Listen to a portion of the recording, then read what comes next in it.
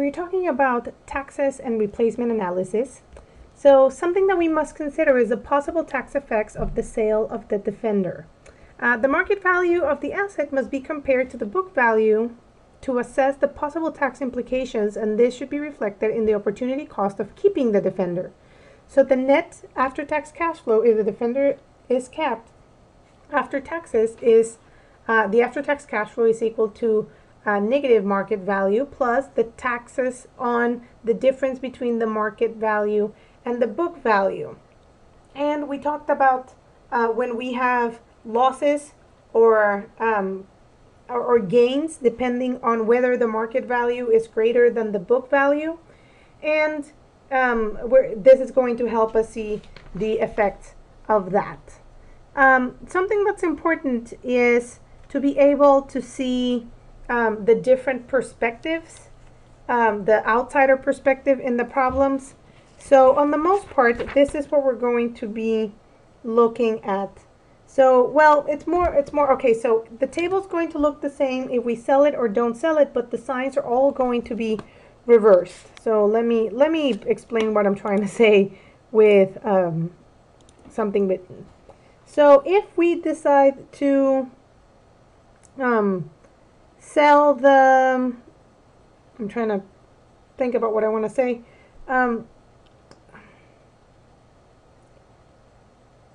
So if we're going to sell, okay, so sell. These are going to be the tax impacts. So we have end of year, we have our before tax cash flow, we have our depreciation, we have our taxable income, we have our income tax, and we have our after-tax cash flow.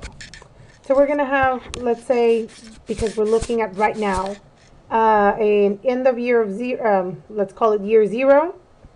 Our before tax cash flow is going to be, sorry, our positive, it's going to be our market value. There's not going to be any depreciation. Our taxable income is going to be at market value minus book value at that point in time. Income tax is going to be negative T times market value minus book value. And I just realized I crammed that thing. Oops. I didn't actually select the eraser. There we go. And then we're going to have our after-tax cash flow, which, as we just put up here, is going to be market value minus T market value minus book value. This is if we sell. Now, what if we keep? If we keep, we're going to have the exact same thing. So let me show you. Imagine the same columns. So year zero, but because we didn't get to make the market value, it's going to be negative market value. Still no depreciation, because we are here assuming because it's year zero, right? In year zero, we don't have depreciation. Depreciation would start the next year if we looked at more years, but we're looking at 1 year. We're looking at making that decision right now. So our taxable income is, let's see, let me make sure that I'm not getting everyone confused. Negative market value plus book value,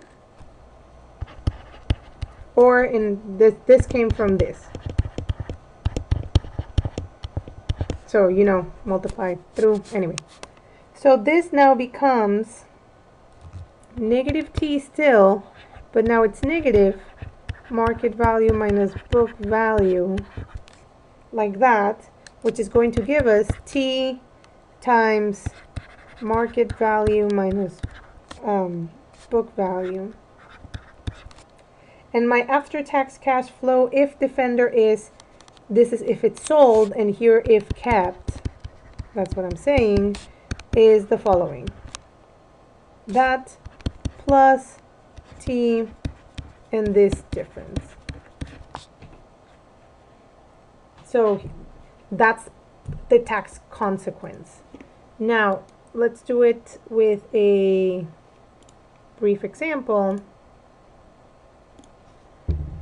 So let's say that we had an asset that had a market value. What if, okay, so let's look at what if the book value is greater than the market value.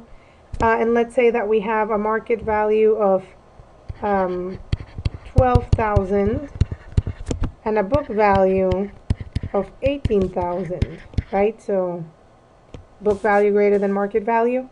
If that's the case, if we want to keep the asset, so we're going to have end of year 0 before tax cash flow. Hold on, I shouldn't have erased that part, I realize now. But here we go, taxable income, income tax, and after tax cash flow. So this is negative 12,000, nothing here. This is negative 12,000 minus 18,000, which is equal to 6,000. My income tax right here is negative 0.34 times 6 times, here we have, it's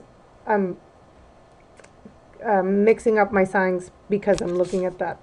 Anyway, so in essence, this is actually positive 0.34 times 12,000 minus 18,000, which gives me negative 2040, and my after-tax cash flow is going to be negative 12,000 minus this 2040, and it gives me negative $14,040.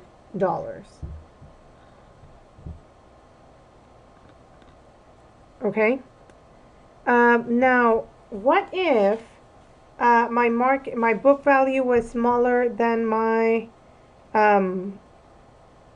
market value? Well, I mean, you can just, if these two were reversed, then we would end up with our numbers would be had opposite signs, and this would have been it's too much mess to change it all. Let's do an example. I have an actual example coming up. I'll do it there. Okay, so this is the example. This one says Acme Cycles purchased a bending machine 2 years ago for $45,000. Depreciation deductions have followed the maker's GDS 3-year recovery period method. Acme can sell the bending machine now for $12,000.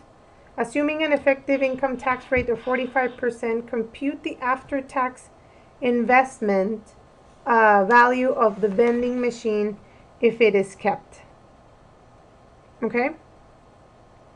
All right. Let's do this problem. So this is, let me see. Oh, never mind. I was looking at my notes, but I actually have it here. So first, we must look at the, we weren't given a book value. So to find the book value, we take the cost basis, and we are subtracting the different years depreciation deductions using maker's 3-year. And this tells us that we have 10,000 left. So next we're going to find the after-tax cash flow if the machine is kept, in which case our before-tax cash flow is negative 12,000. Our depreciation is 0. Our taxable income is negative 12,000 minus 10,000. So this is the example where we said in the previous problem book value was greater than market value. Here book value is less than market value. Right, so this gives us, in our taxable income, we have a loss of 2,000. But because we have a loss, we can multiply that times our negative t, and it's actually going to give us a bit of a tax credit. So we have a credit of 900, and then when after tax cash flow, my negative 12,000 plus 900 gives me negative 11,100.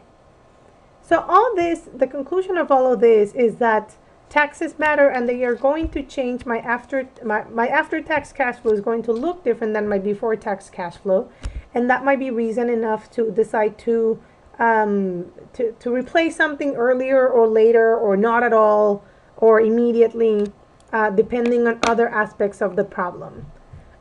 Doing tax calculations with replacement analysis can be very lengthy, and it is highly encouraged that you use spreadsheets for this. For now, this is the last example we will see. We have covered all of the important information and all of the basics for you to be able to put it all together and do more complex problems. But for now, you have all the tools to conduct successful replacement analysis.